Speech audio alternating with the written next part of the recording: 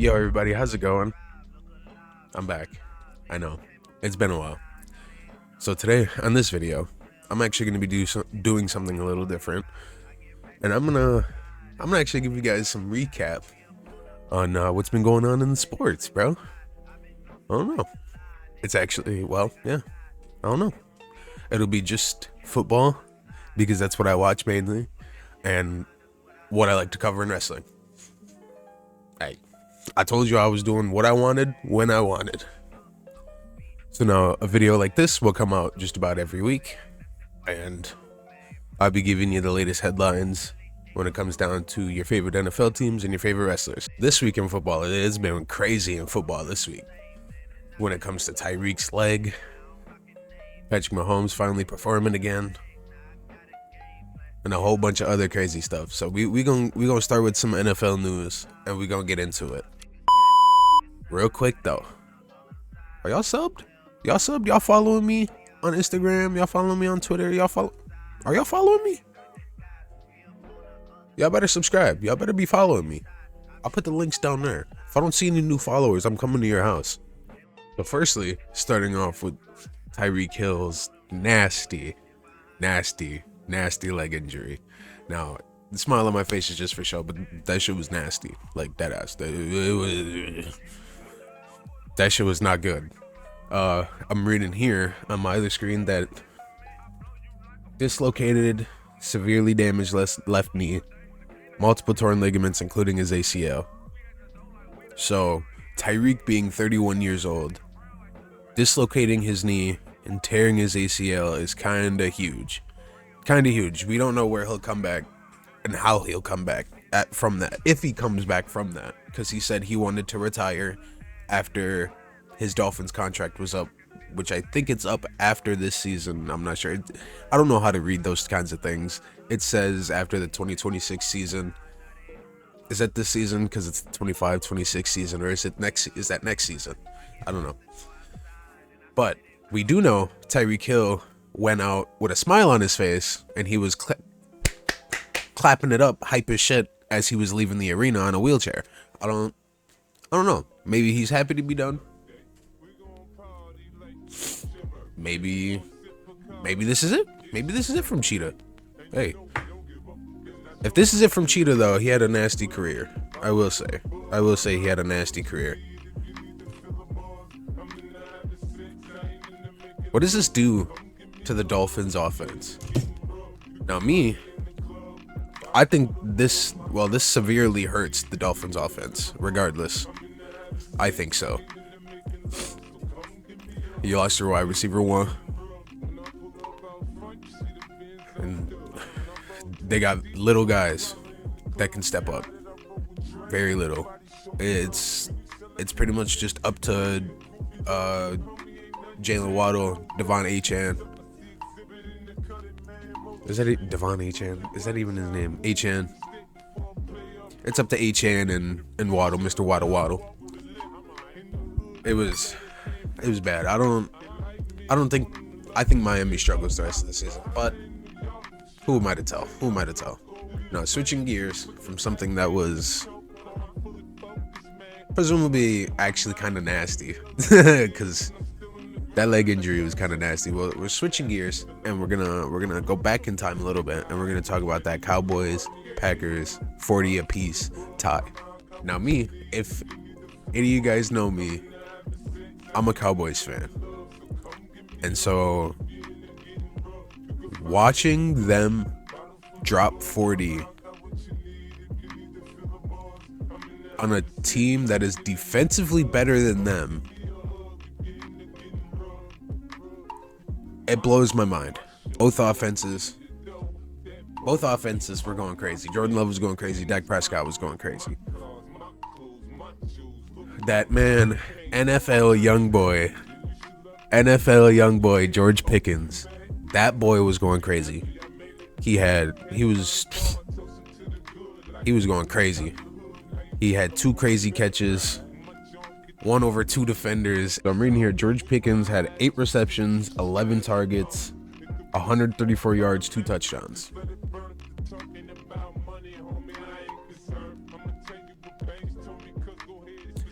What I'm seeing is CeeDee Lamb got to come back and fight for his job. Because after 2 weeks of CeeDee Lamb and his hands being for fucking decoration, George Pickens comes in 8 for 134, 2 touchdowns.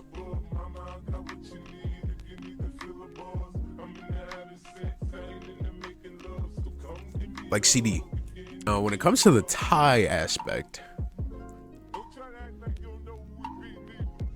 I'm salty they dropped 40 points at the Packers and tied. However, I'm on the side that I think Jerry Jones needs to learn his lesson on letting Micah Parsons go. So I fully believe that the Packers should have won that game, and I actually believe that like apart from me thinking Jerry Jones needs to get his karma in a way, I fully believe the Packers are going to win that game anyways, because we can go back and look at the track record.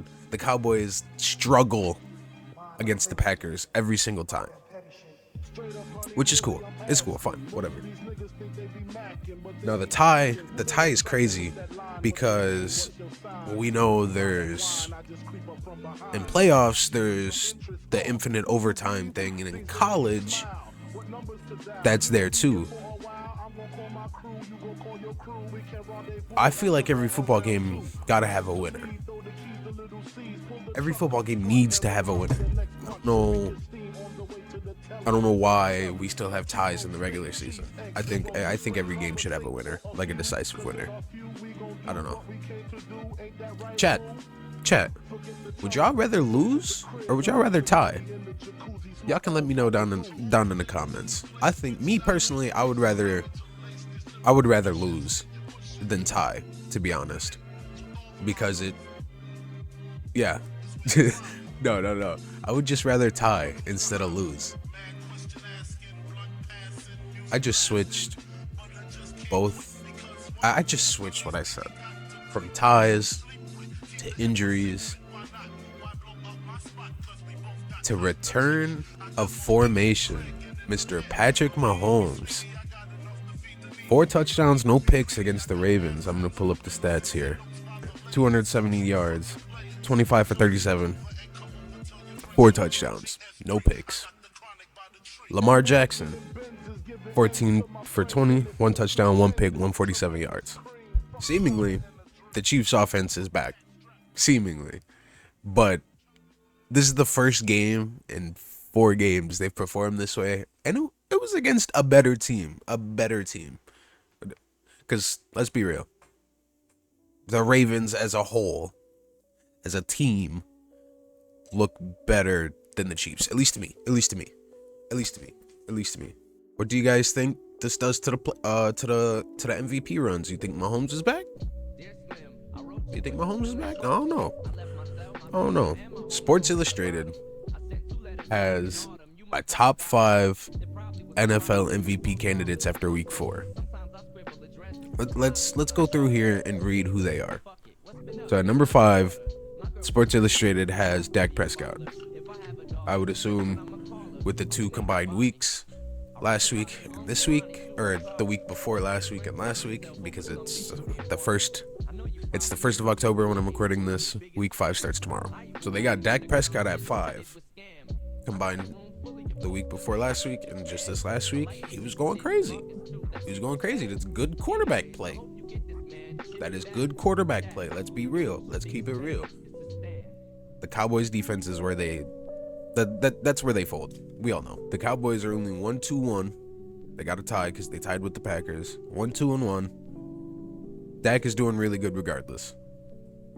He was 31 for 40 with 319 against the Packers. That's crazy. He been going crazy. They got Dak at number 5. Number 4 is Baker. Good old Baker Mayfield. I like Baker. Baker's low-key got a soft spot in my heart because my backup team is the Browns. I don't know why. I've liked them ever since Baker was there, and they went crazy those couple of years there. I don't know. It was cool. Hit 270-yard bombs in the game. I'm pretty sure the Bucks clapped whoever they went against. They got a hard schedule coming up though, as well as the Cowboys. Cowboys got a hard schedule coming up too. But Bucks got Seahawks, 49ers, Lions. That's a tough three-peat right there. I don't know. Number 3 they got Mr. Patty Mahomes, my homeboy. You know, he's back. I don't know, man. He's back, I guess. Whew, I don't know. 2-2 on the year. I don't know what they got planned for the rest of the year. Number 2, they got Justin Herbert. He been going crazy too. Justin Herbert and the Chargers are 3-1. I believe, yes, 3-1 because they lost to the Giants. Chargers defense, do better. What are you losing to Jackson Dart and the Giants? Jackson Dart and the Malik neighborless Giants. All right. It says a lot. At number 1, they got last year's MVP, Mr. Josh Allen. That boy different. That boy is so different. Honestly, like this is the year the Bills beat the Chiefs in the playoffs. I think.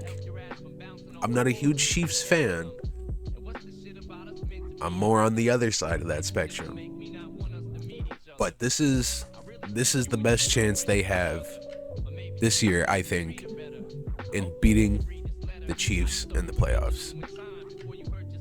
Now, the other teams that look better than the Chiefs normally don't have a chance to beat the Chiefs in the playoffs because Mahomes be working that black magic when they get closer to the end of the season. We all know that. But I think this is the year we don't see Pat Mahomes make a far trip in the playoffs. I think this will be his sophomore slump, quote unquote, because this is like his 4th, 5th year in the season in the NFL. So he's not a sophomore anymore. He's well past the senior. He's seasoned. He's a seasoned QB now. He is a seasoned QB in the NFL now. This should be the year. Hopefully. Now the NFL is expanding and putting games in Rio de Janeiro. Cool.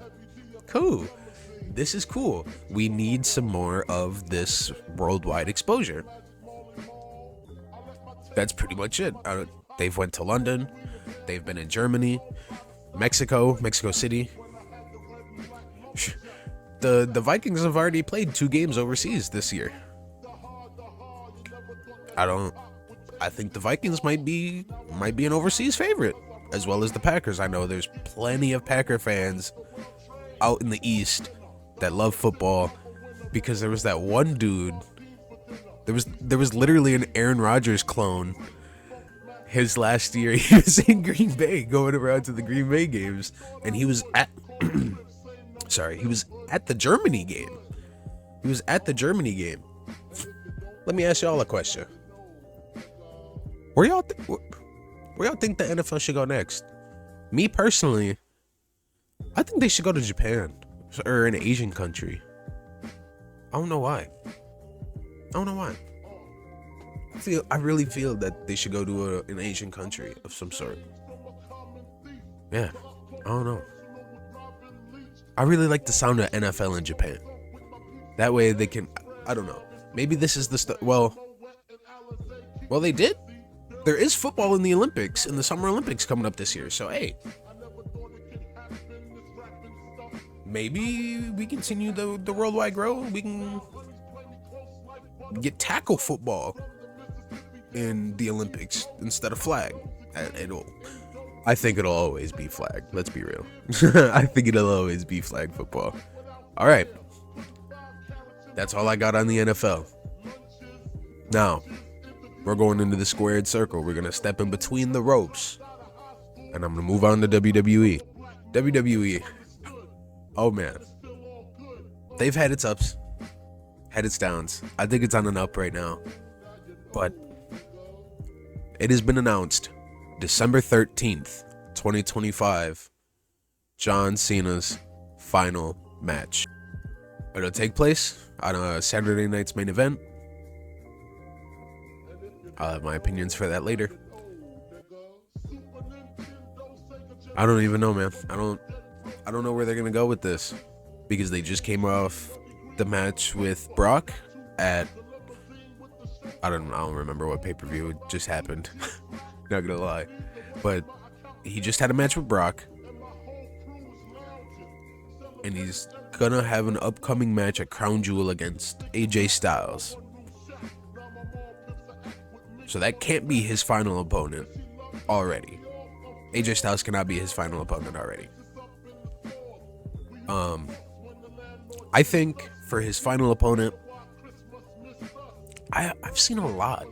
I don't know if it. I just don't know what route they're gonna go, because there's the. I'll scoot over so I can do this. There's the put people over, and it can be a newcomer. It can be the likes of Braun Breaker. It can be, I know they already did this, but just to throw him in there and have him on there as a person. You can put Austin Theory, kind of thing. Or we can go full circle and we can go Randy. People have been saying that Cope is coming back. He's not. I don't think Adam Copeland Edge is coming back to WWE, because he's going off to do Percy Jackson. Yeah, I don't know. I don't know who they think John Cena's final match could be. Me personally, I think what I would want, have it be an open challenge. Because there's not really time for him to build up matches anymore. He's only got, I think it's 4 appearances left. He's got only 4 appearances left. He don't really have time to build up matches. We don't want him building up matches on his last few appearances. We want him wrestling. Long story short, we want him wrestling. Who do you guys think deserves to be Cena's final opponent? Now, I don't know if they're gonna go the route of putting anyone over, because the last few dudes they had Cena go against, like in 1v1 matches where he was seemingly passing the torch, let's be real, it did nothing for them. When Cena cut that promo on Theory before WrestleMania 39, and he was like, "You beat me, you lose everything you lose, and you lose everything." It happened.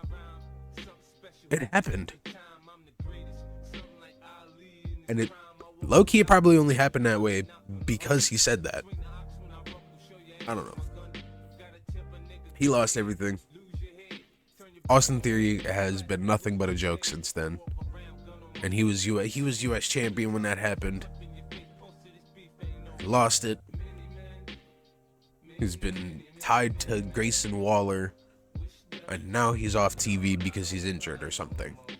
And when they had Cena go against Solo,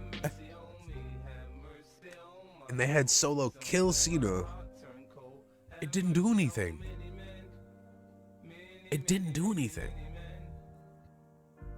Like, Solo was just Solo. He was just there. Like, yes, he was just US champion. He beat it off, or he got it off of Jacob Fatu. Cool. But you diminish Jacob Fatu doing that because it's Solo. So now Cena is my favorite. Cena is undoubtedly my favorite wrestler of all time. That's just the era I grew up in. I was literally turning on Monday Night Raw when it was the PG era, like hype PG era, and a lot of it was bad. Like, PG era is, you know how in other sports they have garbage time, and it's normally like the last few minutes of the game, and that's garbage time. PG era was WWE's garbage time. PG era was garbage time, and then the beginning of the pandemic era, like before they switched it to the Thunderdome, that was garbage time as well. But we're not talking about that. We're talking about John Cena on your Mount Rushmore. Where is he? He's on the forefront of mine. He's the head. He's the main guy of me. If I had to go on Mount Rushmore, for me, it would have to be Cena, Orton, Punk, Taker. Yeah, I just rapid fired those names and I had to go back and think about it. Yeah. Those are, yeah. John Cena, 17-time champion. 17-time champion, face of the company for the PG era, essentially. From the Ruthless Aggression era, from when Stone Cold and The Rock and all them stepped down and they made the new faces over there on SmackDown, when it was Brock, Eddie, Cena, and stuff like that. They could have John Cena's last match be Dominic Mysterio, wholeheartedly. You know what? That's my pick. Let's lock it in. My pick for John Cena's final match is Dominic Mysterio. Dominic Mysterio for the IC Championship. John Cena wins it, retires, relinquishes it. He's a Grand Slam champion. He's done everything in the WWE. He's the GOAT, undisputedly. That's it. I think that could be a pretty good plan. And now ESPN. Now, guys, if you didn't know, WWE just had its first pay-per-view on ESPN called WrestlePalooza. Big. They acquired the deal. What was it? ESPN deal with WWE. What was the deal? So, 5-year, $1.6 billion deal for ESPN to have the streaming rights for the PLEs from WWE. This actually matters so much because literally everything else is on ESPN. What sport doesn't show at some point on ESPN? Tell me. You can't. So this is good. It's more exposure for WWE and TKO and all that. Even bringing it closer to the UFC, because the UFC is already streaming on ESPN, and TKO, UFC, WWE, they're all one big company. I'm sure you know that already. Yeah. Hey, cool. I will say, though, as a viewer, what's not cool is charging $30 a PLE after it being only $8 on Peacock. That's not cool. That ain't cool. I will say that's not cool. But other than that, do you guys like that? Do you guys like the fact that ESPN and WWE joined up? I feel like it's... Other than the actual PLE pricing, pay-per-view style kind of thing, I don't see an issue. I don't see an issue because that's the only issue.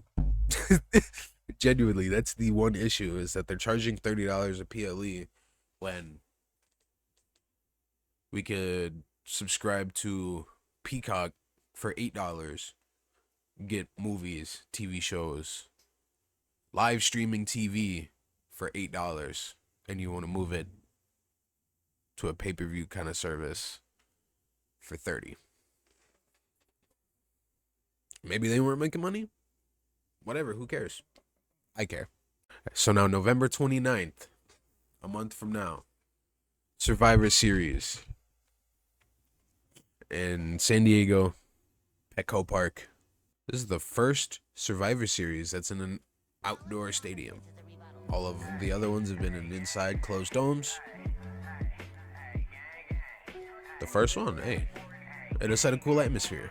Now, as far as the card, I have no idea where this card is going. Genuinely, I have no idea.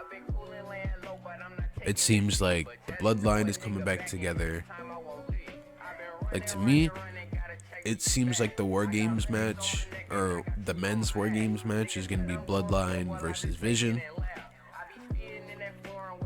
I say maybe it's Bloodline and Cody Rhodes versus the Vision, because at Crown Jewel, it's Seth versus Cody.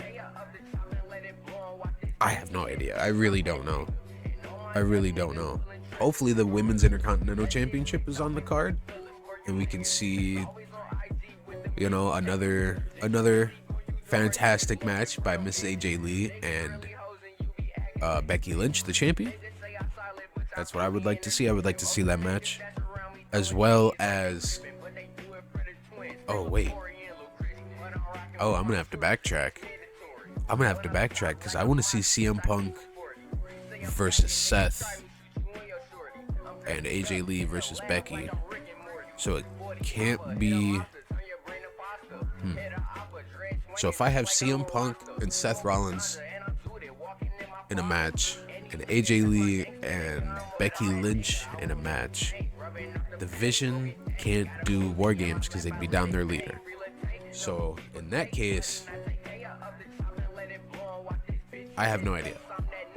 I don't know where they're going. Genuinely. They're still over a month before this pay-per-view. I have no idea. Is it going to be Cena?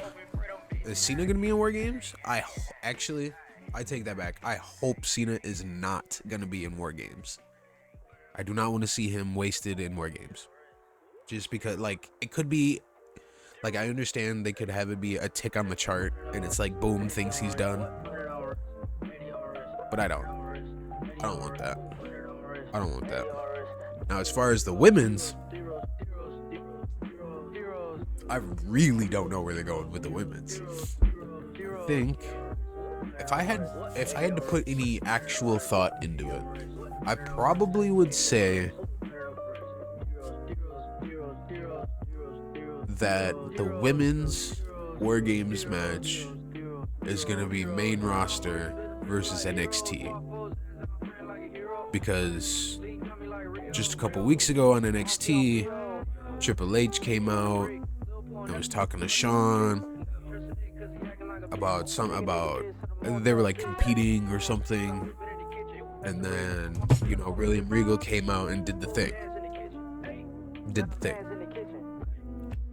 So I think for women's it's going to be NXT versus main roster. I have no idea who they're even going to think about putting in the match. If I had to guess, just off of what I know about NXT and the main roster, I hope they don't do, you know, the lame thing and just like slap all the champions in there. That's lame, because obviously the champions deserve to be on the actual card defending their titles. So if we want to start with the NXT side, we can go, I'll give it, you know what, I'll say Sol Ruka, and maybe Zarya. Sol Ruka, Zarya. Boom. That's two. That's easy. They got chemistry. Whatever. Cool. Outside of those two, I have no idea, bro. Genuinely. You know what? I took a second from recording, and I just did some searching, because I've been watching weekly, both shows, Monday, Friday, and whatever PLE comes up. I've been watching. Genuinely, I still don't know where they're going most of the time, so I had to do me some searching.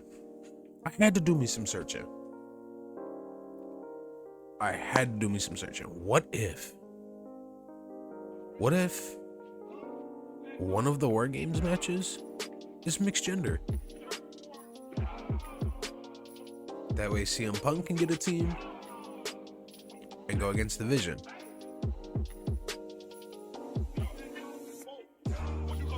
Now that I said that, I'm brainstorming. Like, the OG bloodline, right? Roman and the Usos, CM Punk, AJ Lee versus the Vision. Seth, Becky, Bronze, and they'd have to debut a new member. Maybe this is where the fantasy booking of Tony D'Angelo being in the Vision comes in. Who knows? Actually, that'd be kind of cool to see. That might be a good match. That's all I got to talk about, y'all. I don't know. That's all I got. So we had Tyreek, dislocated knee. tying all over the NFL. Not all over the NFL, but a 40-point tie. Mahomes is cooking up again. Cena saying goodbye soon. WWE's on ESPN. Hey, we had a crazy week. And now I gotta ask, who's y'all NFL MVP so far? Who do you think Cena should face in his last match? You know, let me know. Let me comment down below. Let me know. Let me know everything. Let me know what y'all thought. Let me know what y'all think about this kind of video and everything like that. So stay tuned for the next one. I'll see y'all next week for catching up on everything like that. It's been nice. I'm Leek. I'll see y'all later. Stay safe. Be smooth.